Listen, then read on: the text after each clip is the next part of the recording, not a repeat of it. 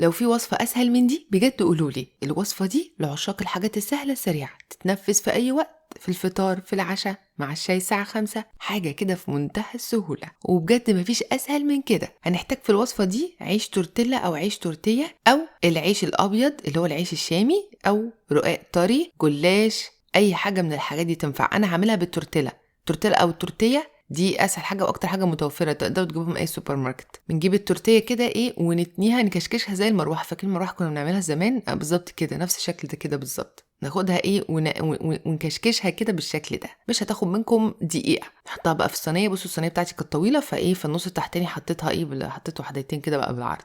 وهتحشوها بقى ايه، بيبروني، بسطرمه، لانشون، زي ما انتوا عاوزين. البيبروني حلو قوي في الوصفه دي. البسطرمه كمان، الحاجات اللي ليها طعم وريحه قويه بتبقى حلوه قوي. تقدروا تحطوا بقى اي حاجه انتوا عاوزينها. تقدروا تحطوا جبن، تحطوا لحمه مفرومه، تحطوا بواقي فراخ، بواقي لحمه، شاورما، تحشروا اي حاجه بقى ايه في الكشكشه زي ما انتوا شايفين كده. وهنجهز بقى التشريبه. هنحتاج 3 بيضات، هنحط عليهم نص كوبايه من الحليب، تلت كوبايه من الزيت، زيت ذره او زيت عادي، رشه ملح ورشه فلفل اسود، معلقه كبيره مليانه من الزبادي. ودي خطوه اختياريه، لو ما فيش زبادي ما عادي ما تكملوا مش ما تعملوهاش. هنحط كمان جبنه موتزاريلا، يعني نص كوبايه كبشه كده حلو.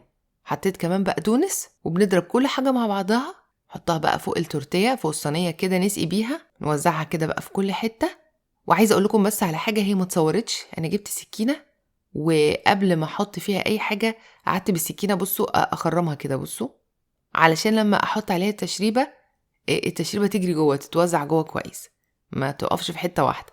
فبس بسكينه كده او بشوكه، واعملوا فيها بس فتحات كده ايه قبل ما تحطوا التشريبه. انا بس بوريكم انا عملت ايه. بندخلها فرن سخن على درجه حراره 200 في نص الفرن على الشبكه. نسيبوها في الفرن لحد لما الجبنه تسيح وتاخد لون، هتلاقوها هي استوت في نفس الوقت. هي ما بتاخدش وقت في الفرن نهائيا، يعني ربع ساعه بالكتير وهتلاقوها جهزت معاكم. بصوا بقى شكلها جميل ازاي، نفشت بقى كده ايه، والبيض بقى ايه خد راحته جوه. تحسوا ان هي سندوتشات محشيه وفيها كل حاجه، وكل حاجه بقى ايه محشيه جوه. اوريكم بقى شكلها من جوه عامل ازاي، وشاربه التشريبه طريه كده، وشاربه من كل حاجه.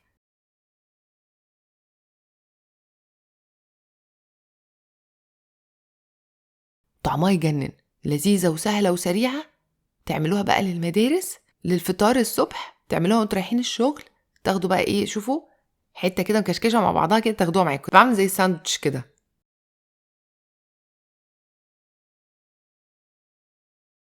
مفيش ابسط ولا اسهل من كده. وبس كده، اتمنى ان الفيديو يكون عجبكم. ما تنسوش تجربوا الوصفه وتقولي رايكم فيها، ونزلوا تطبيقاتكم على الجروب بتاعي على الفيسبوك. واشوفكم ان شاء الله المره الجايه فيديو جديد.